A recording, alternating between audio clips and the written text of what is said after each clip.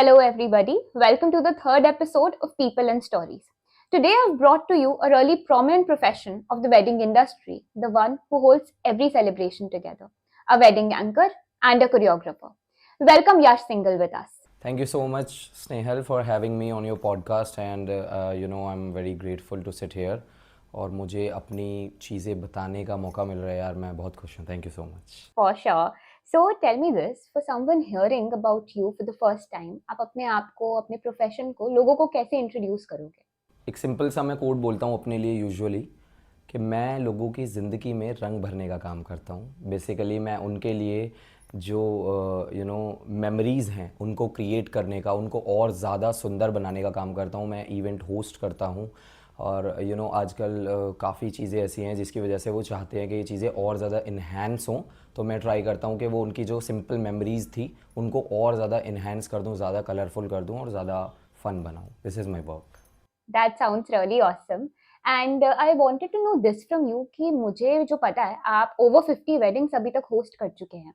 So आपकी ये journey of interstate hosting, pan India hosting ये शुरू कैसे हुई थी? Alright, so here comes my second profession.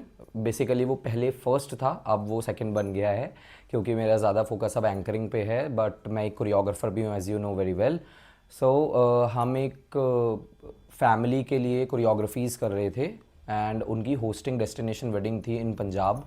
सो जब वो कोरियोग्राफीज़ वाला पार्ट पूरा ख़त्म हो गया तब they asked for the hosting part कि आप लोगों ने कोरियोग्राफीज़ की है, हमारी फैमिली को आप इतना अच्छे से जानते हो, तो आप लोग ही होस्ट कर दो हमारी वेडिंग को. एंड देन आई थिंक कि यार अच्छा आइडिया है. और मेरे को दिल्ली से बाहर जाने का मौका मिल रहा था, अच्छी खासी अर्निंग भी हो रही थी, तो मुझे लगा why should not I do it.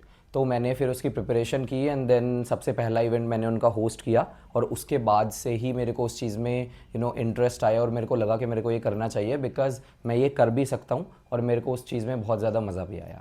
सो जितना मुझे पता है about these creative professions, I know कि एंकरिंग की भी as any other creative profession कोई पर्टिकुलर कोर्स नहीं है जिससे हमें सिखाया जाता है कि how to be a nice anchor.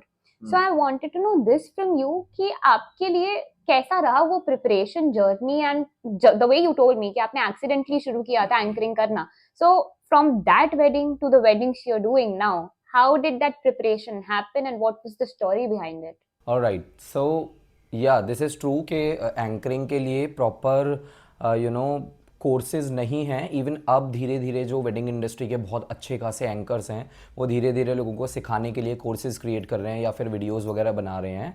But जिस टाइम पे मैंने स्टार्ट किया था समवेयर अराउंड 3 साल पहले या उससे भी ज़्यादा टाइम पहले, तब कोर्स नहीं थे. तब मैंने वीडियो से ही सीखा था. यूट्यूब पे काफ़ी सारा रिसर्च किया कि वेडिंग एंकरिंग कैसे होती है. अगर ये इस टाइप का इवेंट है, there are types of events like Sangeet, Mehndi, हल्दी, तो उनमें किस किस तरीके से अलग अलग तरीके से हमको होस्ट करना चाहिए उस इवेंट को.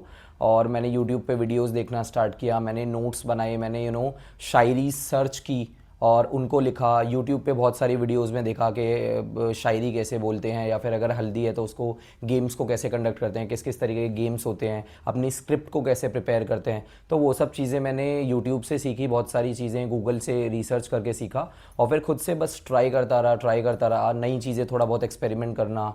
फिर धीरे धीरे और भी चीज़ें आती गई. एक दो मैंने फिर बाद में कोर्सेज़ वगैरह किए थे जिसने मुझे हेल्प की to become better in my profession. But जिस टाइम पे एग्जैक्टली मैंने स्टार्ट किया था उस टाइम पे there was no such course. So मैंने सारा यूट्यूब वीडियोस वगैरह से ही सीखा था उस टाइम पे. और तब से आज तक तो फिर वो चीज़ें अपने लेवल पे भी मैं एक्सपेरिमेंट कर रहा हूँ ताकि खुद की कुछ चीज़ों को मैं उसमें ऐड कर सकूँ, अपना एक मसाला डाल सकूँ, टच डाल सकूँ उसमें. तो वो अब मैं खुद से एक्सपेरिमेंट करता रहता हूँ उन्हीं चीज़ों का जो मैंने पहले सीखी थी. सो एंकरिंग तो बहुत ही नीश प्रोफेशन है, right? It's a very niche that you picked up. So इसमें चैलेंजेस भी एज आई कैन एक्सपेक्ट काफी आए होंगे. तो if you could put some light on some of those challenges जो आपके पूरे जर्नी में अभी तक रहे हैं, व्हाट वुड दोस बी?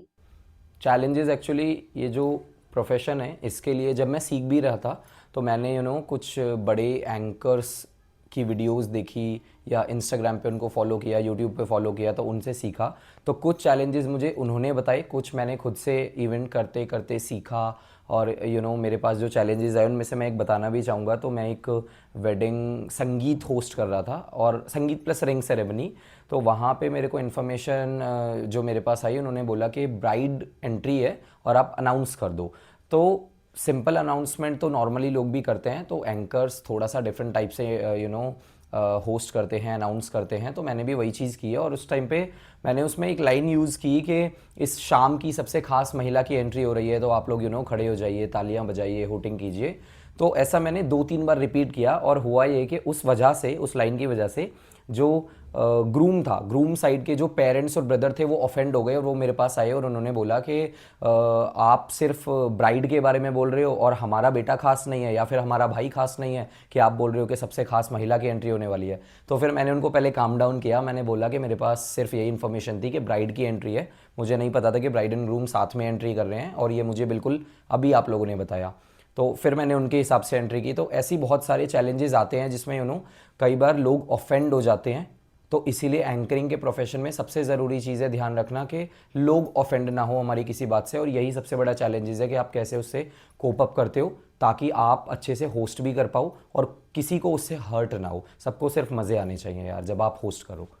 सो आप हमारे साथ कुछ अपने ऐसे कुछ फनी या मेमोरेबल इवेंट्स शेयर कर सकते हो of like the first few events जो आपने होस्ट करे थे, कि यार ये तो क्या पता मेरी बहुत अच्छी एक्सपीरियंस बन गई हो, या ये मेरी बहुत इंपॉर्टेंट लर्निंग बन गई है from the starting first few 5-10 weddings. So सबसे पहली लर्निंग तो मेरी सबसे फर्स्ट इवेंट ही बना, it was in Punjab Jalandhar. तो वहाँ पे मैंने एक्चुअली 3 इवेंट होस्ट किए थे, उनके डेस्टिनेशन वेडिंग थी it was. So first I have hosted हल्दी, और उस टाइम पे मेरे साथ को एंकर भी थी, मेरी फीमेल एंकर। सो हमने हल्दी होस्ट की, फिर हमने उनकी मेहंदी होस्ट की, और उसके अलावा उनकी संगीत नाइट भी थी, और शादी वाला जो पार्ट था। तो हमें पहले तो वहाँ पे पता चला कि मेहंदी में और हल्दी में कैसे गेम्स कंडक्ट करने हैं, कैसे लोगों को एंगेज करके रखना है। वहाँ पे हमने सोचा कि टीम्स को जब बनाते हैं तो आप चाहे कुछ भी कहो, बट फैमिलीज़ में भी ना एक कंपटीशन क्रिएट होता है। तो जब आप गेम कंडक्ट करते हो तो टीम ए और टीम बी बनाई, तो वो लिटरली दे प्ले लाइक कि भाई वो जैसे रोडीज चलता है, कि वो उस तरीके से पूरा खेलते हैं, उस तरीके से उसको एंजॉय करते हैं। उस हिसाब से उनको रहता है कि मेरे को पॉइंट्स मिलने चाहिए या हमारी टीम को पॉइंट्स मिलने चाहिए। तो वो sense of competition he create करना छोटा सा, ताकि उनको मज़ा आए। फिर संगीत नाइट में प्रॉपर लोगों की जो अनाउंसमेंट्स होती हैं उसको, और उन्हीं अनाउंसमेंट्स के बीच में आने वाले पार्टिसिपेंट्स को गेस्ट के साथ कैसे इंट्रोड्यूस भी कराना है और उनके साथ कैसे इंगेजमेंट क्रिएट करना है, वो भी एक लर्निंग थी। उसके बाद फिर इसी तरीके से कुछ इवेंट्स में मैंने उन चीज़ों को रिपीट भी किया जो मैंने फर्स्ट इवेंट में सीखा था।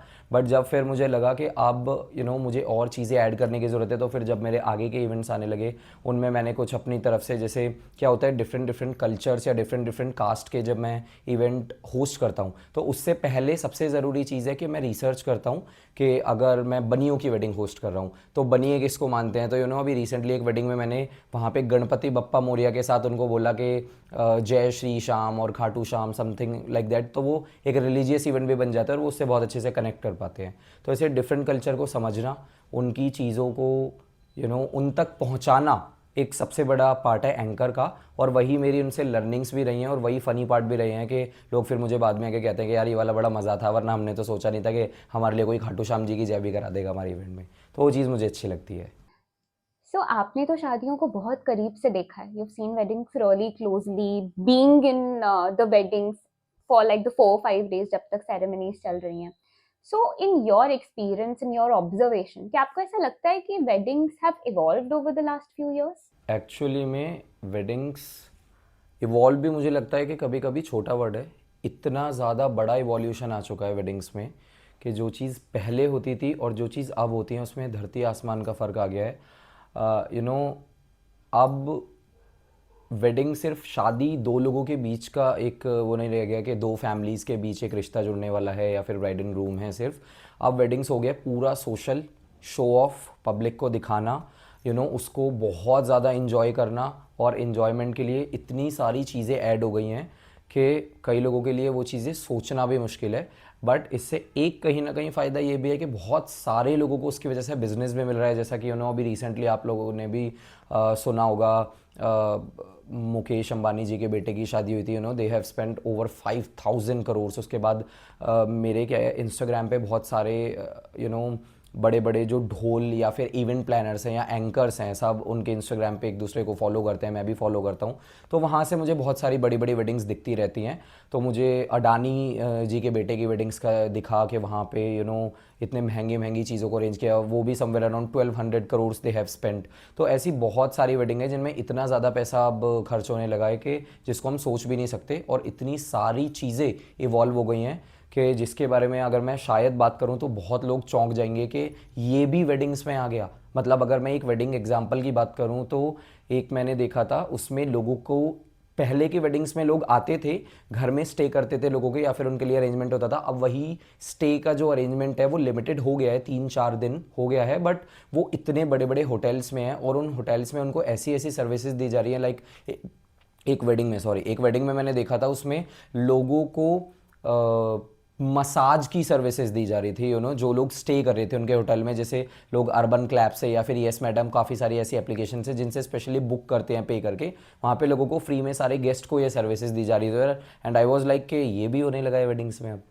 तो आपने जैसा बताया, आई एम श्योर कि काफ़ी चीज़ें बदल रही हैं आज के टाइम में in the last few years, but I also still believe कि कुछ फैमिलीज तो ऐसी होंगी कि अभी भी वो रिचुअल्स को ज़्यादा वेटेज देती हैं, एम्फेसाइज करती हैं कि इतने बजे पूजा होगी, इतने बजे लोग आएंगे, इतने बजे डिनर हो जाना है, पंडित जी ने ऐसे बोला है वैसे बोला है, एंड देयर ओन थिंग्स।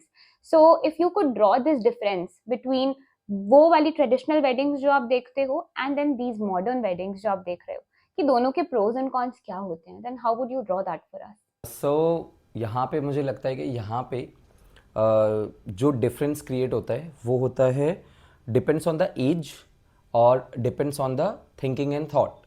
क्योंकि जो हमारे पेरेंट्स की जनरेशन वाले लोग हैं, उनकी सोच अभी भी वही ट्रेडिशनल सोच है, और they focus more on the rituals part, they focus more on you know for attending the guest, कि हमारे इस गेस्ट को कोई प्रॉब्लम ना हो, या फिर हमें इनकी रिस्पेक्ट करनी है, हमें पंडित जी को बुलाना है, हमें सारे रिचुअल्स को फॉलो करना है, हमें टाइम पे चीज़ें करनी हैं ताकि चीज़ें बहुत स्मूथली चल जाए। और यहीं पे अगर मैं यंग जनरेशन की बात करूं, फॉर एग्जांपल जिनकी अभी वेडिंग्स हो रही हैं 25, 26, 30 की एज वाले जो लोग हैं, तो उन्हीं की वजह से मुझे लगता है कि वेडिंग सारी मॉडर्न होती जा रही है, या वो इवॉल्व होता जा रहा है पार्ट। क्योंकि अभी भी मुझे लगता है, या फिर बहुत सारे मेरे पास जब क्लाइंट्स का कॉल आता है टू बुक द एंकर, और जब वो मुझे हायर करते हैं, तो काफ़ी सारी चीज़ों में वो लोग बोल देते हैं कि यार हमारे पेरेंट्स अलाउ नहीं कर रहे थे, या फिर हमारे पेरेंट्स चाहते थे कि अगर ये नहीं भी होगा तो भी चलेगा, बट हम कर रहे हैं क्योंकि हमें उस चीज़ को ट्रेडिशनल से मॉडर्न बनाना है, हमें उस चीज़ को ज़्यादा अच्छा बनाना है। तो यहाँ पे क्या होता है मैं बताता हूँ।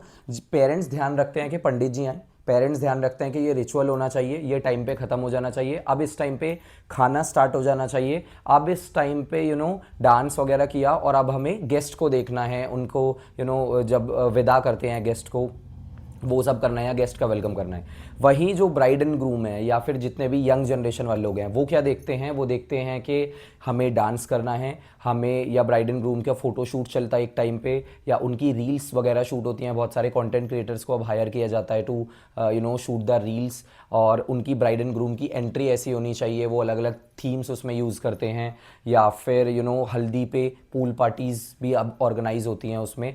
तो वो जो मॉडर्न और ट्रेडिशनल वाला गैप है, वो मुझे लगता है एज ग्रुप की वजह से ज़्यादा है, और उसको अगर हम डिफ्रेंशिएट करें तो वो हमारे पेरेंट्स वाली साइड जब तक रहता है वो चीज़, तब तक वो ट्रेडिशन रहती है, और बच्चे उसी चीज़ को मॉडर्न बना देते हैं। तो अभी रिसेंटली मैंने अभी कुछ दिन पहले एक हल्दी सेरेमनी होस्ट करने गया था, तो वो इवेंट थोड़ा सा लेट हो गया था, मतलब I was there somewhere around 12 afternoon, और वो इवेंट स्टार्ट हुआ 1:30 के आसपास। तो 1:30 के आसपास जब स्टार्ट हुआ तो ब्राइड एंड ग्रूम ने एंट्री की, और हमने उसको फ़न बनाने के लिए प्लान किया हुआ था कि सिंपल एंट्री नहीं होगी, हम लोग एंट्री में ही पूरी फैमिली को बुलाऊंगा मैं, और हम सब मिलके डांस करेंगे। और वो डांस करते करते इतना मज़ा आया, इतनी फैमिली गैदर हो गई कि समवेयर अराउंड 3 के आसपास, मतलब 3 बज गई उसको करते करते। अब 3 बजे क्या हुआ कि गाना रुकवा दिया, लड़के के पापा ने, और उन्होंने बोला कि अब आप थोड़ा सा आप रेस्ट कर लो और थोड़ा सा सबको छोड़ दो अभी फ़िलहाल के लिए, क्योंकि खाना खाना है और खाने के बाद इनके हल्दी वाला रिचुअल है, हमें वो टाइमली ख़त्म करना है, बिकॉज शाम को उनकी संगीत नाइट थी। तो वहाँ पे पेरेंट्स का रोल आ गया कि अब उन्होंने गेस्ट को बोला कि सब लोग खाना खाओ, खाना खाने के बाद उनका हल्दी रिचुअल हुआ और कुछ चीज़ें फिर स्किप करनी पड़ गई, लेकिन उनका इवेंट फिर टाइमली खत्म हो गया। बट जो मॉडर्न पार्ट था वहाँ पे वो भी था थोड़ा सा, और जो ट्रेडिशनल पार्ट था वो भी था। तो वेडिंग दोनों मिक्सअप होती हैं और दोनों चीज़ें होंगी जब भी एक प्रॉपर वेडिंग चलती है। अदरवाइज ऐसा नहीं है कि अगर मॉडर्न है तो सारे रिचुअल्स को वो लोग स्किप कर देते हैं या छोड़ देते हैं, बट उनका ध्यान रखने के लिए एक्चुअली अलग अलग जनरेशन के लोग काम कर रहे हैं उसके हिसाब से, और इसीलिए यही एक बीच का डिफरेंस है। So I think this is a really nice point because ना चीजें modern है ना traditional. I think what you've highlighted is कि सब कुछ amalgamation है एक दूसरे का, and I think वो balance ही चलता रहेगा साथ में जब तक at least our generation is going on with our traditional parents. But I do remember you mentioning a point about reels here. So I have also noticed कि Instagram, Pinterest, Reels and what not, YouTube Shorts का बहुत impact आया है आजकल weddings पे. So I also want you to tell us a little about this content relevance का increase, content creation का increase in this wedding industry. How is that happening आजकल? Like कोई नया profession add on हो गया in the wedding industry, or how do we go about it? अगर मैं कहूँ प्रोफेशन की बात, तो इतने सारे प्रोफेशंस ऐड हो गए हैं वेडिंग इंडस्ट्री में कि पहले लोगों को यही सिंपल चीज़ें पता थी कि लोग आए, लोगों ने खाना खाया, तो खाने के लिए पहले लोग करते थे, एक उनको वेन्यू चाहिए होता था, एक उनको केटरर चाहिए होता था, और मिठाई वगैरह बनाने के लिए पहले हम बात करें तो हलवाई बैठा करते थे। अब वो चीज़ें थोड़ा सा डिफरेंट हो गई हैं चीज़ें, सारी चीज़ें वेन्यू में ही अरेंज हो जाती हैं इजीली। लेकिन उसके अलावा अब इतनी सारी चीज़ें प्रोफेशन ऐड हो गए हैं, आपके कोरियोग्राफर्स का प्रोफेशन ऐड हो गया है, एंकर्स का प्रोफेशन ऐड हो गया है, ताकि जो इवेंट है वो स्मूथली चलता रहे सब चीज़ें। और उसके अलावा कंटेंट क्रिएशन, जो रील क्रिएटर होते हैं उनका एक प्रोफेशन ऐड हो गया है। पहले कैमरामैन सिर्फ एक सिंगल कैमरामैन या एक से दो लोग आते थे जो नॉर्मली लोगों की फ़ोटोज़ शूट करते थे, जो वीडियोज़ सिंपल शूट करते थे, और वो वीडियोज़ और फोटोज़ के आने में भी एक एक दो दो महीने लगते थे। और अगर आप पहले वाले टाइम पे जाएंगे तो आप देखेंगे कि इतनी मोटी मोटी एल्बम्स मिलती थी फ़ोटोज़ की। बट अब वो चीज़ें चेंज हो गई हैं, अब वो एल्बम्स नहीं मिलती। अब वो एल्बम्स अगर मिलती हैं तो बहुत पतली, बहुत कम हो गई है उसका टाइम। और वीडियोज़ मिलती हैं, बट वो वीडियोज़ अभी भी जो कैमरामैन की प्रॉपर टीम आती है उसमें शायद 15 डेज टू 1 मंथ मिनिमम उनको चाहिए to edit the reel. But लोगों को क्या चाहिए कि कंटेंट आ गया है, लोगों को कंटेंट डालना होता है अपनी शादी का, अपने हर एक इवेंट का, इंस्टाग्राम, सोशल मीडिया, जितने भी पिंटरेस्ट है या फेसबुक है, तो उसके लिए अब उन्हें चाहिए कि उनको आज अगर उनका इवेंट हुआ तो कल उनको कोई रील मिल जाए। इसलिए अब वो बहुत सारे कंटेंट क्रिएटर्स को बुलाते हैं जो रील शूट करते हैं, उनके लिए रील एडिट करके देते हैं। उसी की वजह से वो अपने इवेंट को उसके अकॉर्डिंग प्लान करते हैं, वो एंट्री उसके हिसाब से प्लान करते हैं, ब्राइड एंड ग्रूम की डेकोरेशन उसके हिसाब से प्लान करते हैं, लोग अपनी ड्रेस का कलर, डेकोर की थीम, सारी चीज़ें इसीलिए बैलेंस और इसीलिए चीज़ें पूरी प्लान करके चलते हैं ताकि उनकी रील्स अच्छी आएँ और उन रील्स को वो अपने सोशल मीडिया प्लेटफॉर्म पे अपलोड कर पाएँ। क्योंकि अब वो चीज़ें नहीं है कि एक महीने बाद आपको रील मिलेगी या एक महीने बाद आपको कोई वीडियो या फोटोज़ मिलेगी। अब ऐसा होता है कि उन्होंने आज इवेंट हुआ और कल आप रील डाल दो, आपको कंटेंट क्रिएटर रील बना के दे देगा बहुत आराम से। तो उसका रिलेवेंस बहुत ज़्यादा हो गया है, और इसी रील फॉर्मेट की वजह से इतनी सारी नई नई चीज़ें देखने को मिलती रहती हैं। एंकर के प्रोफेशन की वजह से कोरियोग्राफर्स में बहुत सारे डांस परफॉर्मेंसेस के आइडियाज़ आते रहते हैं कि वो लोग पिंटरेस्ट पे या सोशल मीडिया प्लेटफॉर्म्स पे उनको देखते हैं और फिर चाहते हैं कि ये चीज़ अच्छी लग रही है तो ये हमारे इवेंट में भी होनी चाहिए, जिसके लिए वो इवेंट प्लानर से भी कोऑर्डिनेट करते हैं, कोरियोग्राफर, एंकर और रील क्रिएटर सबसे कोऑर्डिनेट करते हैं, और तब जाके अपने पूरे इवेंट को प्लान करते हैं ताकि उनकी ये चीज़ें बहुत अच्छी आएँ और मेमोरेबल बने और उसको वो सोशल मीडिया पे भी अपलोड कर पाएँ। So अभी तक जितना I can see in my experience, weddings अपना एंटरटेनमेंट पार्टी ज्यादा बन गई है। जैसे आपने भी हमें बताया कि लोग उसको इंजॉय ज्यादा करने पे फोकस करते हैं दैन कि भाई हमें शादी करके खत्म करनी है और हमें we have to build a future together. वो ज्यादा फोकस पॉइंट नहीं होता। फोकस पॉइंट होता है कि इन 3 दिन को फुल ऑन पार्टी की तरह कैसे एंजॉय करें। So I think professions like anchor पे बहुत प्रेशर आ जाता है बिकॉज आपको अपनी एंकरिंग भी संभालनी है, आपको पेरेंट्स के रिचुअल्स भी संभालने हैं, टाइमिंग भी संभालनी है, लेकिन आपको ऐसे सेलिब्रेशन करवाना है कि कपल्स की रील्स भी निकल जाए, रील मेकर को कंटेंट भी मिल जाए।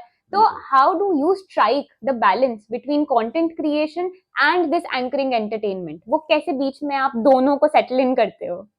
Actually this is a bit tough. To strike the balance between between the thoughts, between the entertainment and tradition, जितने भी रिचुअल्स वगैरह हैं. बट मैं इसके लिए क्या करता हूँ, सबसे पहले जब भी मेरे पास किसी क्लाइंट का कॉल आता है और दे जब वो मुझे बुक करते हैं, हायर करते हैं अपने इवेंट को होस्ट करने के लिए, तो 2 से 3 उनसे वीडियो कॉल के थ्रू या फिर ऑडियो कॉल के थ्रू मीटिंग्स होती हैं. मैं उनको कुछ व्हाट्सएप पे पूरी लिस्ट ऑफ क्वेश्चंस भेजता हूँ जिसके जवाब उन्हें देने होते हैं. फॉर एग्जांपल कि उनके इवेंट में क्या क्या सेरेमनीज़ हैं और कितनी देर का इवेंट है, ड्यूरेशन ऑफ इवेंट क्या है, उसमें कौन कौन से उनके रिचुअल्स हैं. उसके बाद मैं अपनी स्क्रिप्ट अकॉर्डिंगली प्लान करता हूँ कि अगर उनका ये रिचुअल है और मुझे इसके लिए अनाउंस करना है तो मैं अपनी स्क्रिप्ट अकॉर्डिंगली बनाऊँगा. कुछ चीज़ें थोड़ा सा स्पिरिचुअल मोड में जाती हैं, कुछ चीज़ें प्रॉपर एंटरटेनमेंट मोड में जाती हैं. तो एंटरटेनमेंट के हिसाब से मैं पूरे वर्ड्स वोकैब्स का यूज़ करता हूँ, अपनी स्क्रिप्ट प्रिपेयर करता हूँ. और स्पिरिचुअल मोड में जाती हैं तो उसके हिसाब से प्रिपेयर करता हूँ. उसके अलावा टाइम ड्यूरेशन जानना मेरे हेल्प करता है to plan the flow of the event, कि एक चीज़ ये है, फिर इसके बाद ये है, इसके बाद ये है, तो इसके लिए अंदाज़न इतना टाइम मिलेगा, इसके लिए इतना टाइम मिलेगा. उसके बाद अगर हमारे गेम्स हैं तो गेम्स के लिए इतना टाइम मिलेगा. इसमें मैं 2 गेम्स, 3 गेम्स, 4 गेम्स, कितने गेम्स प्लान कर सकता हूँ और उसके टाइम के हिसाब से ही फिर वहाँ पे वो वर्क चलता है. थोड़ा बहुत ऊपर नीचे चलता है बट वो बैलेंस आराम से क्रिएट हो जाता है कि हमारी सारी चीज़ें आ जाती हैं, ट्रेडिशनल और रिचुअल भी आ जाता है, जिससे कि पेरेंट्स खुश रहते हैं कि हमारी ये सारी चीज़ें टाइमली अच्छे से हो गई. और उसके बाद वो entertainment perspective, announcement, dance, games वगैरह भी सारी चीज़ें आ जाती हैं, ताकि जितने यंग जनरेशन वाला क्राउड है, ब्राइड एंड ग्रूम है, उनके फ्रेंड्स हैं, उनके कज़न्स हैं, वो सब भी हैप्पी रहते हैं कि हमने गेम्स खेला, हमें मज़ा आया, हमने डांस किया, हमें मज़ा आया और पेरेंट्स के रिचुअल्स भी पूरे हो गए. तो इस तरीके से ट्राई करता हूँ बैलेंस क्रिएट करने का. और कभी कभी कुछ चीज़ें ऑन द स्पॉट भी हो जाती हैं, तो ऑन द स्पॉट चेंज हो जाता है. जब आप काम करते हो टाइम के साथ तो वो चीज़ें आपको समझ आ जाती हैं कि अगर कोई चीज़ ऊपर नीचे आगे पीछे जा भी रही है तो आप उसे कैसे बैलेंस करते हो, वो आपको काम के साथ समझ आ जाता है. I have talked to a lot many peoples, मेरे relatives ही हो गए, a lot of the people that I meet every day, and सबके ना नोन्स में और सबको यही लगता है कि यार एंकरिंग में क्या ही बड़ी बात है, किसी को भी माइक पकड़ा दो, स्टेज पे चढ़ जाओ और होस्ट ही तो करना है, मतलब you just have to speak on the stage. But from an anchor, I want you to tell people that this is what wedding anchoring actually involves. Like it's not an easy job, it's not a cakewalk.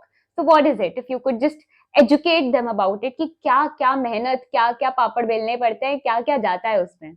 सबसे पहले तो I would like to thank you to ask this question. Actually I wanted for so long कि कोई मुझसे ये पूछे और मैं उनको जवाब दूं कि एक्चुअली में एंकरिंग क्या है और एक्चुअली में what people think what anchoring is. लोगों को क्या लगता है फैमिली में कि किसी ने कुछ थोड़ा बहुत बोला या फिर कोई बोलने में कुछ भी अच्छा है तो उनको लगता है अरे स्टेज पे जाके बोलना ही तो है, माइक पकड़ो बोल दो, आप तो कर ही लेते हो यार, आपके लिए इजी है. और मेरे साथ भी होता है ऐसा, एंकर्स के साथ भी होता है कि जब क्लाइंट हायर करते हैं तो they ask for the quotation, they ask for the budget, और जब वो बजट पूछते हैं और उनके बजट से ज़्यादा होता है तो वो इसी तरीके से जस्टिफाई करते हैं अपने बजट को कि ज़्यादा कुछ नहीं करना, हमारा इवेंट बहुत छोटा सा है और आपको कुछ नहीं करना, बस थोड़ा बहुत ये बोल देना है तो वो इस तरीके से जस्टिफाई करते हैं. बट ऐसा बिल्कुल भी नहीं है. एक एंकर किसी इवेंट में सिर्फ बोलने के लिए नहीं जा रहा. एक एंकर रिप्रेजेंट करने जा रहा है उस फैमिली को, उस ब्राइड एंड ग्रूम के रिलेशन को जिसने उन्हें हायर किया है या जिसने उस इवेंट को ऑर्गेनाइज किया है, जिसने अपने हार्ड अर्न मनी को उसमें इन्वेस्ट किया है, या फिर जो मेमोरीज क्रिएट करने के लिए रेडी हैं, ज़िंदगी में आने वाला एक इवेंट है उसको क्रिएट करने के लिए रेडी हैं और वो उनके लिए कितनी ज़्यादा वैल्यू रखता है, उन सब चीज़ों को रिप्रेजेंट करने का काम एक एंकर करता है. तो जो स्टेज पे बोलना है वो एक नॉर्मल इंसान बोलेगा और जो एक एंकर बोलेगा उसमें बहुत फ़र्क आएगा. There are kinds of lines, vocabs और स्क्रिप्ट, वॉइस मॉड्यूलेशन, बहुत सारी चीज़ें रोल प्ले करते हैं. गेस्ट को एंगेज करना, सभी लोगों को बांधे रखना, ताकि अगर स्टेज पे एक एंकर 1 घंटे 2 घंटे 3 घंटे जितने भी देर का उसका शो चल रहा है तो उस टाइम तक लोग वहाँ पे देखें, क्योंकि वो होस्ट कर रहा है ब्राइड एंड ग्रूम उनकी पूरी फैमिलीज़ के लिए. अगर डांस परफॉर्मेंसेस कर रहे हैं तो एंकर डांस परफॉर्मेंस नहीं कर रहा, वो सिर्फ होस्ट कर रहा है. फैमिलीज़ डांस परफॉर्मेंस कर रही हैं, बट अगर उन फैमिलीज़ के डांस परफॉर्मेंसेस को कोई देखे ही ना तो कैसा लगेगा. तो वो जो गेस्ट को बांधने का काम है वो एंकर करता है. जिस टाइम पे गेम्स एंड ऑल चल रहे होते हैं तो उस टाइम पे एंकर ध्यान रखता है कि लोगों को किस तरीके के गेम में मज़ा आ रहा है, किस तरीके के गेम में मज़ा नहीं आ रहा। अगर मज़ा नहीं आ रहा तो एक एंकर की सेंस ऑफ रिस्पॉन्सिबिलिटी या सेंस इतना फास्ट होता है कि वो तुरंत गेम को चेंज कर देते हैं कि ठीक है अब हम इसको करते हैं, क्योंकि उसको समझ आ गया बहुत जल्दी कि उनको वो नहीं समझ आ रहा, उनको वो नहीं पसंद आ रहा, तो वो तुरंत के तुरंत चेंज करेगा। या फिर अगर वो स्टेज पे है तो एंकर की ऑब्जर्वेशन इतनी स्ट्रांग होती है और वो करते करते हो जाती है कि वो सब पे ध्यान रखता है कि किसका ध्यान यहाँ पे है, किसका ध्यान नहीं है। बहुत सारे इवेंट में यूजुअली होता है कि जब हम होस्ट करते हैं और बोलते हैं कि आप लोग तालियां बजाओ हमारे ब्राइड एंड ग्रूम के लिए या थोड़ी सी हुटिंग कर दो, तो बहुत सारे लोग इंटरेस्टेड नहीं होते। बट हमारा काम है उनसे तालियां बजवाना, उनको इंगेज करके रखना, ताकि वो ब्राइड एंड ग्रूम को देखें या जो भी फैमिली ने इतने मेहनत करके चीज़ें प्रिपेयर की हैं या फिर उनका इवेंट मेमोरेबल बने, उनकी एंट्री पे लोग तालियां बजाएं आएँ, या फिर उसको और ज़्यादा फन और मेमोरेबल बनाएं। इन सब चीज़ों का ध्यान रखने का काम एक एंकर करता है। और वही अगर नॉर्मल लोग जाके एंकरिंग करेंगे तो उनका मेन फोकस रहता है कि हमें सिर्फ बोल देना है, चाहे लोग एंगेज हों या ना हों। बट एक एंकर की रिस्पॉन्सिबिलिटी होती है कि बोलना भी है और लोगों को एंगेज करना भी है उसी के साथ में, क्योंकि सिर्फ बोलना मैटर नहीं करता। तो इसलिए एंकर और नॉर्मल लोगों की एंकरिंग में बहुत डिफरेंट होता है, बहुत रोल अलग अलग होते हैं, बहुत डिफरेंस होता है यार। I think I totally agree with you. मेरे ओपिनियन में भी I think the most difficult skill to have is people skills. And लोगों के साथ interact करना, to have that ability to act on your gut कि भाई this is not working, I have to change it, I have to switch it. I think it's very difficult to have that kind of presence of mind and to have that kind of interpersonal communication skills. Which brings me to my next question, that if you were supposed to tell people about, like, let's say, the 5 most important skills to become a wedding anchor, and if you could give them 5 tips that they could work on today and get their act together, तो वो 5 tips आपकी तरफ से from a professional anchor who has anchored over 50 weddings, what would it be? Alright, so सबसे पहली चीज़, you need to very good at public speaking. आपकी communication बहुत अच्छी होनी चाहिए। There are no boundation about the language. कई लोगों को लगता है कि कम्युनिकेशन है तो उन्हें इंग्लिश याद आती है, but there is no chance of just focus on the language कि आपकी इंग्लिश अच्छी हो, हिंदी अच्छी हो, कोई भी लैंग्वेज हो, बट आपकी कम्युनिकेशन बहुत अच्छी होनी चाहिए। दूसरा है आपकी आई थिंक मुझे लगता है एक एंकर को, जिसको एंकरिंग फील्ड में जाना है, you need to be an extrovert. अगर आप इंट्रोवर्ट हो तो आपके लिए आई डोंट थिंक सो, मैं जज नहीं कर रहा, बट शायद एंकरिंग का प्रोफेशन आपके लिए नहीं बना, या फिर अगर आप जाओगे तो उसमें उतना सक्सेसफुल नहीं हो पाओगे अगर आप एक इंट्रोवर्ट हो, क्योंकि आपको बहुत सारे अलग अलग इवेंट में बहुत अलग अलग लोगों से मिलना होता है, बहुत सारे लोगों से बात करनी होती है। आप कभी भी सिर्फ लोगों से दूर स्टेज पे खड़े होकर एक अच्छे एंकर नहीं बन सकते, आपको उनके बीच में जाना होता है, उनसे कम्युनिकेट करना होता है। As you told you need to be very good at interpersonal skills, के सोशल स्किल्स आपको बहुत अच्छी रखनी होती हैं। और इसके अलावा you need to be good script writer. Actually ये स्क्रिप्ट राइटर का भी एक रोल है इसमें, क्योंकि अगर आप अपनी स्क्रिप्ट खुद से लिखते हो तो आपकी आधी प्रिपरेशन वहीं हो जाती है। आपको ज़रूरी नहीं है कि कोई और स्क्रिप्ट लिख के देगा या फिर किसी और के वर्ड्स आप बोलो, आप खुद का इमोशन डालो, खुद की क्रिएटिविटी डालो, तो आपकी एंकरिंग हमेशा अच्छी होगी और वो चीज़ आपको हमेशा याद रहेगी। ज़रूरी नहीं है कि आप हर बार स्क्रिप्ट में देखोगे, किसी को बोलोगे कुछ, नहीं, आप डायरेक्ट बोलोगे क्योंकि आपने वो स्क्रिप्ट प्रिपेयर किया, आपने अपना माइंड का यूज़ किया है। उसके अलावा आपको एक अच्छा you need to be very good at dancing, singing. ये कुछ ऐसे प्रोफेशंस हैं जिनमें आपको अच्छा होना पड़ेगा to become a good anchor, क्योंकि आप लोगों को तभी नचा सकते हो जब आप खुद नाचना जानते हो। आप लोगों को तभी गाना गाने के लिए फोर्स कर सकते हो जब थोड़ा बहुत आपको भी आता हो गाना। And the most important, you need to be a very good comedian और you need to have a good sense of humor, क्योंकि एक एंकर की सबसे बड़ी रिस्पॉन्सिबिलिटी होती है फन क्रिएट करना, लोगों को बांधना और लोगों को मज़े आने चाहिए। अगर आप होस्ट कर रहे हो, ये सबसे बड़ी स्किल है। इसीलिए आपको हमेशा ये ट्राई करना पड़ेगा कि आप अपना बेस्ट सेंस ऑफ ह्यूमर निकाल के लाओ और उनके सामने रखो। और वो सिचुएशन टू सिचुएशन डिपेंड भी करता रहता है कि आपके पास हमेशा कुछ पंच लाइन होनी चाहिए अच्छी जगह। किसी ने कुछ बोला और आपने फिर एक पंच लाइन मारी और सारी ऑडियंस खुश हो गई, हंस गई सारी ऑडियंस, आपने सबको हंसा दिया, तो वो मोमेंट आपने बहुत लाइट कर दिया उसी चीज़ को। और इससे आप बहुत सारी चीज़ों से कोप अप भी कर पाते हो। कई बार कोई अगर ऑफेंड हो जाता है या कुछ ऐसा बोल देता है तो आप उसे बहुत जल्दी से, अगर आपका सेंस ऑफ ह्यूमर अच्छा है तो आप उसे तुरंत कन्वर्ट कर दोगे एक हंसी मजाक वाली कॉन्वर्सेशन में, और वो चीज़ बहुत लाइट हो जाएगी सबके लिए। तो आई थिंक ये 5 टिप्स हैं मेरे हिसाब से जिनमें आपको बहुत बेटर होना चाहिए और आप उस पर वर्क करना चाहिए to become a good anchor यार. Picking on the preparation word that you talked about, I also want to know this from you कि this is a very on the go job कि जब आप stage पे आते हो ना तो एक्चुअलिटी निकल कर आती है, तब पता चलता है कि यार ओके स्क्रिप्ट में तो ये था बट हर चीज एज पेपर निकल कर नहीं आती बाहर. सो आप थोड़ा हमें ये बताओ कि कितनी प्रिपरेशन जाती है before you step on the stage. मतलब it's a very skillful job, it's a big responsibility जो आपने बताया, सबको बांध के रखना, फन क्रिएट करना. It's like two huge of responsibility on one person और probably on two people. So how do you do that and कितनी preparation before going on the stage लगती है?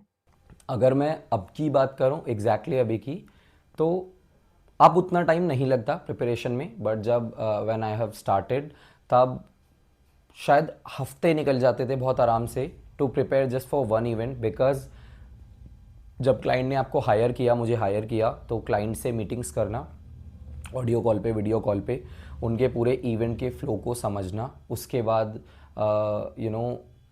फैमिली कैसी फैमिली है, और बच्चे हैं, ऑडियंस कैसी है इवेंट में आने वाली, यंग ऑडियंस है या फिर ओल्ड ऑडियंस है या फिर बच्चे ज़्यादा हैं, इवेंट कैसा है, बर्थडे पार्टी है, संगीत है, हल्दी है, उसको समझना. उसके बाद फिर आपको पूरी स्क्रिप्ट प्रिपेयर करना अकॉर्डिंग टू द इवेंट. उसके बाद उस स्क्रिप्ट को रिहर्स करना, सारी चीज़ें बोलना, फेस मिरर मिरर प्रैक्टिस वगैरह करना. रिहर्सल के कुछ तरीके होते हैं जिनको प्रैक्टिस किया जाता है, उसके हिसाब से अपनी वॉइस पे वर्क करना, उसको मॉड्यूलेट करना.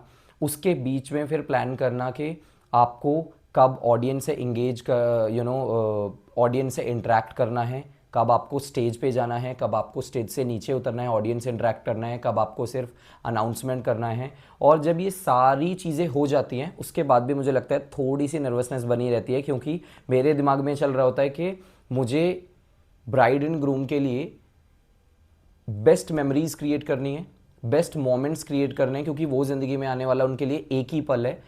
इसलिए थोड़ी सी नर्वसनेस भी होती है back on the stage. But जब स्टेज पे जाते हैं उसके बाद स्टार्ट करते हैं, उसके बाद भी ऑन द गो चेंजेस बहुत सारे आते हैं, परफॉर्मेंसेस पे परफॉर्मेंसेस ऐड हो जाती हैं, सारा सीक्वेंस चेंज हो जाता है स्क्रिप्ट में कितनी बार. उसके हिसाब से सारी चीज़ों को कोप अप करना. सारे लोग बार बार आते रहते हैं, अब ये अनाउंस करना है, अब ये अनाउंस करना है, अब ये चीज़ चेंज करनी है, अब ये चीज़ चेंज करनी है. उन सब चीज़ों को समझना. उसके बाद कभी यूजुअली होता है कि इवेंट्स लेट हो जाते हैं. ये बहुत नॉर्मल है हमारी इवेंट इंडस्ट्री में, हमारी लाइन में, कि अगर 12 बजे इवेंट स्टार्ट होना है तो शायद वो 1 बजे या 2 बजे या 3 बजे भी स्टार्ट हो रहा है, हमें बहुत ज़्यादा वेट करना पड़ता है. तो उस एनर्जी को भी मेंटेन रखना और उसके बाद उसी एनर्जी से अपने आप को प्रेजेंट करना वहाँ पे. और क्योंकि अब इवेंट लेट हो चुका है, उनको बाकी चीज़ों को पे भी फोकस करना है, तो अब वो कहेंगे कि जो इवेंट हमने 2 घंटे के हिसाब से प्रिपेयर किया था, अब वो कह रहे हैं कि हमें ये चीज़ को 1 घंटे में कवर अप करना है, हमें ख़त्म करना है. तो उस 1 घंटे में वही सारी चीज़ें करना, अनाउंसमेंट्स भी करना, लोगों के लिए फन भी क्रिएट करना. सो इन योर आंसर आपने नर्वसनेस की बात करी थी, तो जहां तक मुझे लगता है सिर्फ एंकरिंग नहीं but any kind of public speaking की अगर हम बात करें तो nervousness and lack of confidence is a big problem in people out there. And as I mention before also, मेरे ओपिनियन में तो मुझे लगता है communication skill is the most important skill that anybody should have in any profession. I don't care if you are working behind the screen, I don't care if you are working on the stage, but if you know how to articulate what you have in your mind, then I think most of your problems are already solved in your personal life or your professional life. So I think anchors से ज्यादा people skill वाले लोगों को मैं तो नहीं जानती, anchor से ज्यादा मुझे नहीं लगता कि कॉन्फिडेंट मैंने किसी को देखा है जो इतने equipped हो with communication skills. So I want you to help these people a little bit about कि यार तुम ये 5 चीजें करो और तुम्हारी नर्वसनेस ना ऑन द मोमेंट तुम इग्नोर कर सकते हो, बीट कर सकते हो. कुछ भी tips, anything could work, like just tell them. कुछ ऐसे भी हो सकते हैं कि यार ये तो एक बेट है, मतलब लोगों को लगेगा तुम नर्वस नहीं हो, तुम्हें पता है तुम हो, बट तुम ऐसे दिखा सकते हो कि तुम नहीं हो. So what was those tips be like? एक और प्रोफेशन है जिसमें मुझे लगता है कि कम्युनिकेशन स्किल्स का बहुत यूज़ होता है, विच इज़ कॉल्ड सेल्स. और हर किसी को सेल्स में अच्छा होना बहुत ज़रूरी है, because whether you are in service profession और बिजनेस प्रोफेशन, आप कोई प्रोडक्ट सेल कर रहे हो या फिर आप कोई भी अपनी सर्विसेज प्रोवाइड कर रहे हो लोगों को, you need to be very good at sales, तभी आप लोगों को काम मिलेगा, तभी किसी को भी मार्केट में काम मिल सकता है अगर उन्हें सेल्स आता है तो। और सेल्स जो करते हैं उनकी भी कम्युनिकेशन बहुत अच्छी होती है, तभी वो कस्टमर डीलिंग कर पाते हैं, और इसीलिए कंपनीज दे पे वेरी वेल। सो अगर मैं कुछ टिप्स की बात करूं तो सबसे पहली चीज़, and it's not just for the anchoring part कि अगर आपको एंकर बनना है तो ही, आप किसी भी प्रोफेशन में हो तो आप अपनी स्पीकिंग पे वर्क करो। ठीक है, आप ज़्यादा से ज़्यादा लोगों से बात करो, किसी भी आप एक लैंग्वेज को भी पकड़ो तो भी चलेगा, either you can use Hindi और इंग्लिश या जो भी आपको कंफर्टेबल है। आप ट्राई करो कि ये सोचे बिना कि लोग मेरे बारे में क्या सोचेंगे, आप बात करो, चाहे गलत उसको गलत कम्युनिकेट करो या फिर आप गलत बोलो, नो प्रॉब्लम, चलेगा सब चीज़, बट आप try to use it as much as possible either in with your family और विद योर फ्रेंड्स, तो आप वो यूज़ करो। दूसरा, अगर मैं एंकरिंग वाले पार्ट की बात करता हूँ तो वहाँ पे जितना आप रेडी रहोगे अपनी स्क्रिप्ट के साथ, जितना आप प्रैक्टिस करोगे, उतना ज़्यादा आप कॉन्फिडेंट रहोगे on the stage. Mirror practices होती हैं, हम खुद आज भी मिरर प्रैक्टिस करता हूँ मैं भी। जो बड़े बड़े एंकर्स हैं जिनको मैंने अपना मेंटोर माना था, उन्होंने भी मुझे सजेस्ट किया था, तो मैं आज भी जब अपनी स्क्रिप्ट बनाता हूँ तो मैं रिहर्सल के लिए मिरर प्रैक्टिस करता हूँ, मिरर के सामने वो चीज़ें बोलता हूँ, ताकि आपको आर्टिकुलेशन का पता चलता है कि आप अपने कैसे बोल रहे हो, आप कैसे लग रहे हो, आपको कितना स्माइल करना है, कितना ज़्यादा आपको मुंह खोलना है बोलने के लिए, वो बहुत सारी चीज़ें हैं जो आपको हेल्प करती हैं मिरर प्रैक्टिस के लिए। तीसरा मुझे लगता है कि you need to be good at reading, आप बुक्स रीड करो, क्योंकि उससे होता यह है, बुक और न्यूज़पेपर, तो उससे होता क्या है कि आपके पास वोकैब्स रहती हैं, और जितनी ज़्यादा वोकैब्स आपके पास रहेंगी आप उतना ज़्यादा यूज़ कर पाओगे एंकरिंग या फिर किसी भी फील्ड में, और उतना ज़्यादा लोगों के क्वेश्चंस का आंसर भी कर पाओगे। उसके अलावा कॉल सेंटर भी ज्वाइन कर सकते हैं कुछ लोग वो लोग जब कॉल करते हैं तो वो बहुत कॉन्फिडेंट होते हैं अपनी चीज़ों को लेके, और मैं भी काफ़ी टाइम तक सेल्स में रहा हूँ, मैंने भी कुछ ऐसी जॉब की हैं पहले कि जहाँ पे मैं सेल करता था प्रोडक्ट्स को, या फिर कस्टमर डीलिंग करता था, तो वहाँ से मैंने बहुत सारी चीज़ें सीखी हैं कि किन बातों से शायद कस्टमर ऑफेंड हो सकता है, किन बातों की वजह से मेरा ये प्रोडक्ट अच्छे से सेल हो सकता है, या कस्टमर को क्या पसंद है। क्योंकि एक चीज़ है उसमें कि आप अपने प्रोडक्ट या अपनी सर्विस को नहीं बेचते, आप बेसिकली इमोशन को बेचते हो, और आपको एक मुझे लगता है एक अच्छा एक्टर होना बहुत ज़रूरी है। जैसे आपने कहा कि अगर आप नर्वस हो भी, और आपको पता है कि आप नर्वस हो, बट आपको दिखाना नहीं है कि आप नर्वस हो, क्योंकि अगर आपकी नर्वसनेस दिख गई तो फिर सामने वाले का कॉन्फिडेंस भी आपके ऊपर लूज हो जाएगा, और उसका एक परसेप्शन बन जाएगा कि शायद ये वो नहीं कर सकता, या मेरी एक्सपेक्टेशन को बीट नहीं कर सकता। तो you need to be very good at acting कि आप उस चीज़ को छुपा पाओ।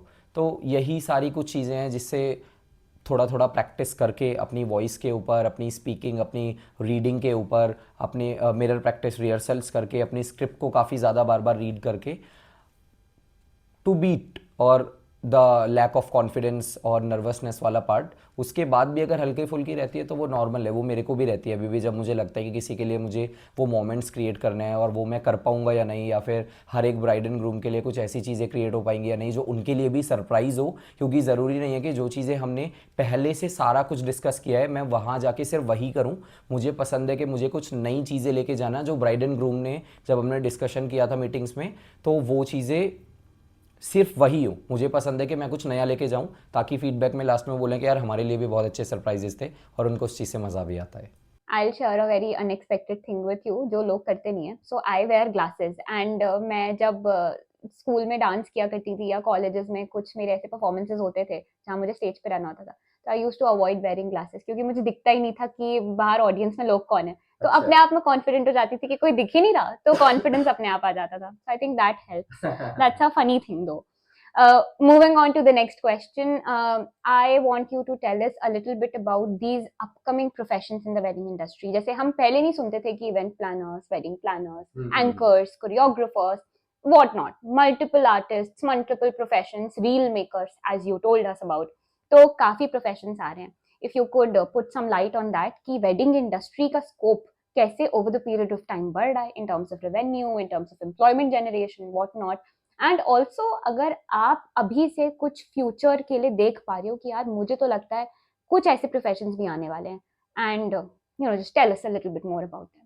पहले एंकर्स नहीं होते थे, अब हर एक इवेंट में, वेडिंग हो या कोई भी और इवेंट हो, उसमें एंकर्स होते हैं, कोरियोग्राफर्स को हायर किया जाता है ताकि परफॉर्मेंस हो, इवेंट और ज़्यादा हैपनिंग हो जाए, अच्छा हो जाए, फैमिली को एंटरटेनमेंट मिले। और फैमिली भी कुछ करना चाहती है हमेशा ब्राइड एंड ग्रूम के लिए अब, कि मुझे डेडिकेट करना है, फैमिली को डेडिकेट करना है या ब्राइड एंड ग्रूम को डेडिकेट करना है, तो उसके लिए कोरियोग्राफर्स। उसके बाद फिर रील क्रिएटर्स अब आ गए हैं, क्योंकि पहले या अभी भी जो कैमरामैन की टीम होती है जब वो पूरा इवेंट को शूट करते हैं तो उनको फोटोज़ वीडियोज़ को एडिट करके या फिर रॉ डेटा को भी देने में कम से कम 1 महीना आराम से निकल जाता है। तो अब वो रील क्रिएटर्स को हायर करते हैं, कंटेंट क्रिएटर्स को हायर करते हैं, ताकि वो लोग आते हैं अपने आईफोन या फिर अपने कैमरा से शूट करते हैं और वो शायद 24 घंटे के अंदर एक रील दे देते हैं। इवन एक बिज़नेस भी आ गया है इसके ऊपर, और बहुत सारी कंपनीज़ बन गई हैं। एक का मैं जहाँ तक नाम जानता हूँ, आई थिंक फ्लाश शूट करके एक कंपनी है जो जिनका बिजनेस स्पेशली है कि वो इवेंट्स में जाते हैं, आईफोन और गिम्बल का यूज़ करके वो रील्स को शूट करते हैं और 24 घंटे के अंदर उनका कंफर्म है कि वो आपको एक रील दे देंगे आपके इवेंट की, चाहे इवेंट कैसा भी हो और कितना भी लेट हो या जो भी है, वो आपको एक रील दे देंगे। तो 24 घंटे के अंदर अगर किसी को मिल रहा है तो ऑब्वियस है वो हायर करेगा। तो उनका काम बहुत ज़्यादा बढ़िया है। इसके अलावा बहुत सारे तरीके हो गए हैं जिसमें डेकोर, पहले डेकोर बहुत सिंपल होता था, फ्लावर्स का यूज़। अब डेकोर में इतनी सारी चीज़ें आ गई हैं। मैं बड़े बड़े एंकर्स को देखता हूँ या फिर बड़े बड़े इवेंट प्लानर्स को देखता हूँ, तो मैंने एक देखा था, उसमें उस इवेंट में इतना बड़ा पूरा चांद बनाया हुआ था लिटरली, और वो चांद इतना बड़ा था, मतलब वीडियो में देख के तो नहीं समझ आया, बट जब मैंने देखा तो कई सारे लोगों के बराबर था कि लोग खड़े हो जाएं तो वो दिखेगा यार ये इतना बड़ा चांद है। उसके अलावा कितनी सारी डिजिटल चीज़ों का यूज़ होता है। एक मैंने अभी एंट्री देखी थी, स्पेशली मैं जिनको एंकर को फॉलो करता हूँ उन्होंने स्पेशली डाली हुई थी वो एंट्री। तो उसमें क्या था कि उसमें बेसिकली एंट्री पे यूज़ किया हुआ था, मैं समझा नहीं पा रहा कि उसको कैसे बोलूँ। फॉर एग्जांपल के जैसे वो पता है आपको, दिवाली पे वो कंडील लगाते हैं, लाइटिंग कैंडल्स टाइप लगाते हैं, उस तरीके के कैंडल्स थे। और उसमें जो मशीन जिस भी चीज़ का यूज़ किया था वो अपने आप मूव कर रहे थे, एक ऊपर जा रहा था एक नीचे जा रहा था, ऐसे करके वो पूरी एंट्री पे लगाए हुए थे। और वो चीज़ बहुत ज़्यादा देखने में नई थी लोगों के लिए। तो ऐसी बहुत सारी। उसके अलावा मैं ये तो शायद नहीं बता सकता कि कौन कौन से प्रोफेशन आ सकते हैं, बट कुछ ऐसे प्रोफेशंस बता सकता हूँ जिनका काम धीरे धीरे बढ़ता जा रहा है और वो और बढ़ेगा भी। जैसे कि स्केच आर्टिस्ट का अब काम बढ़ गया है, लोग स्केच आर्टिस्ट हायर करते हैं और गेस्ट के लिए, ताकि वो उनके गेस्ट का स्केच बनाए। सैंड आर्ट बहुत बढ़ गई है, लोग सैंड आर्ट करते हैं वहाँ पे और लोगों को गिफ्ट में देते हैं। तो गेस्ट को एंटरटेन करने के लिए लोगों ने इतने सारी चीज़ों को ऐड कर दिया है कि वो प्रोफेशन पे प्रोफेशन बढ़ते जा रहे हैं और लोगों को काम मिलता भी जा रहा है। और this is very good thing कि आर्टिस्ट को पहचान मिल रही है, क्योंकि बहुत सारे आर्टिस्ट का यूज़ करके, बहुत सारे आर्टिस्ट को बुला के अब एक वेडिंग को हैपनिंग बनाया जाता है। इस वजह से आर्टिस्ट को बहुत वर्क भी मिल रहा है, उनको वैल्यू मिल रही है। ये चीज़ मुझे बहुत पसंद है। तो ऐसे अब तो बहुत सारे प्रोफेशंस हो गए हैं। जैसे मैंने पहले भी बताया था कि उन्होंने अपने गेस्ट को एंटरटेन करने के लिए मसाज की सर्विसेज दे रखी थी।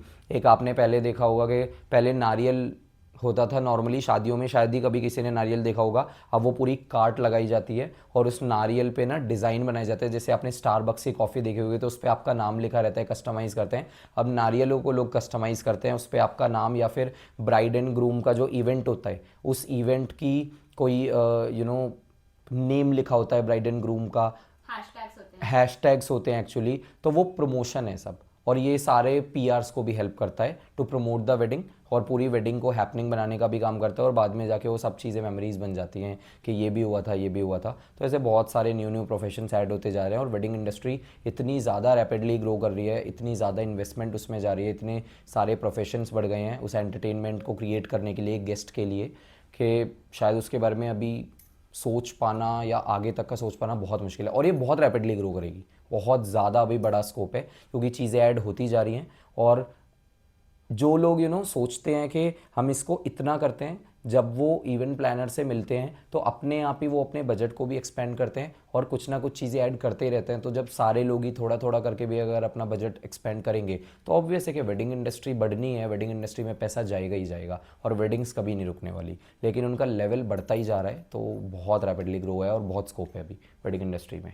So summing up this amazing podcast that we're having, मुझे आपसे लास्ट सवाल ये पूछना है for all the viewers here जो अपने फ्यूचर में कहीं ना कहीं ये देखते हैं कि शायद वो वेडिंग एंकरिंग में they can try something, they can build a career. So from someone who's experienced and who started from ground zero, who started and figured everything out himself, so आप लोगों को एक स्टेप बाय स्टेप गाइड दे सकते हैं, like रोली brief कि पहले ये करो फिर ये करो फिर ये, and this is how you can get on the journey of being a wedding anchor. So first they can do, वो रीडिंग से स्टार्ट करें सबसे पहली चीज़, चाहे वो न्यूज़पेपर पढ़ें चाहे वो बुक्स पढ़ें, ताकि उनकी रीडिंग अच्छी हो. उसके बाद जो भी वो चीज़ पढ़ रहे हैं उसे तेज़ तेज़ बोल के वो पढ़ना स्टार्ट करें, ताकि उनकी वॉइस मॉड्यूलेशन हो, ताकि उनकी वॉइस ज़्यादा इन्हेंस हो और उनको खुद की वॉइस सुनने का मौका मिले कि वो कैसे बोल रहे हैं और उसको वो इम्प्रूव कर पाएँ. Third thing they can do, search some videos on YouTube regarding anchoring. अब बहुत सारे एंकर्स हैं जो वीडियोस बना रहे हैं. अगर आपको एक बर्थडे पार्टी होस्ट करनी है तो क्या क्या उसमें होना चाहिए, अगर आप एक हल्दी सेरेमनी होस्ट कर रहे हैं तो उसमें क्या क्या होना चाहिए, और आपको कैसे वो इवेंट को होस्ट करना है, तो वो उन वीडियो से कुछ चीज़ें सीख सकते हैं. उसके बाद वो अब आर्टिफिशियल इंटेलिजेंस का यूज़ कर सकते हैं to prepare a fake script. वो खुद से इमेजिन करें कि ये मुझे एक इवेंट होस्ट करना है, उसमें ये चीज़ें होनी चाहिए, पूरे क्लाइंट का नाम या किसी का भी नाम डाल के, और वो एक स्क्रिप्ट प्रिपेयर करें और उस स्क्रिप्ट से रिहर्स करें. वो मिरर प्रैक्टिस कर सकते हैं मेरी तरह या बाकी सभी एंकर्स की तरह. उस स्क्रिप्ट को पढ़ते हैं, उस स्क्रिप्ट को जब वो बार बार पढ़ते रहेंगे और वो एक बार फ्लो में आ जाएगी, तो वो बिना उस स्क्रिप्ट को देखे भी जब वो चीज़ मिरर में अच्छे से बोल पाएंगे, तब वो आराम से ऑडियंस से ज़्यादा इंटरेक्ट कर पाएंगे, तो उनकी सोशल स्किल्स अच्छी हो जाएंगी.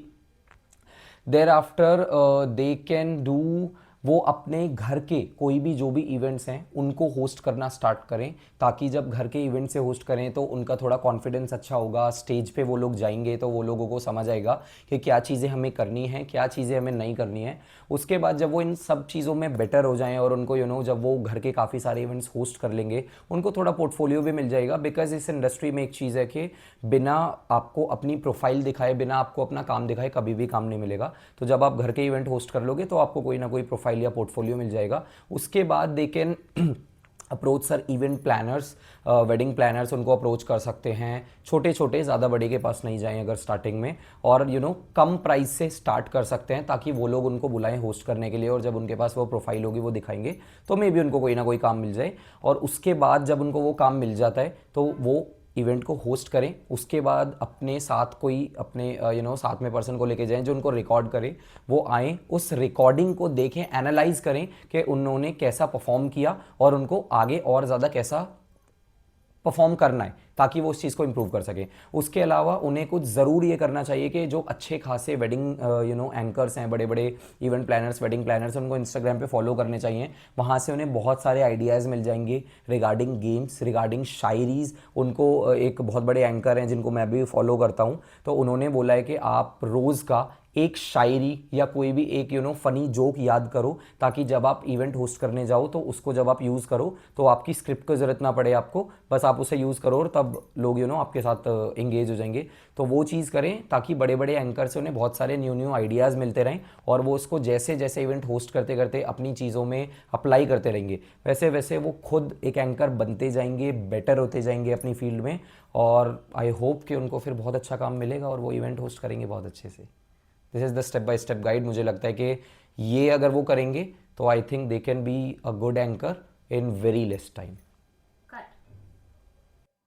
So to sum this podcast up, this will act as a step-by-step guide for any of you to become wedding anchors and wedding choreographers, or maybe get into any profession that involves communication and public speaking skills for you. So wait till I get the next podcast for you, and don't forget to subscribe. See you.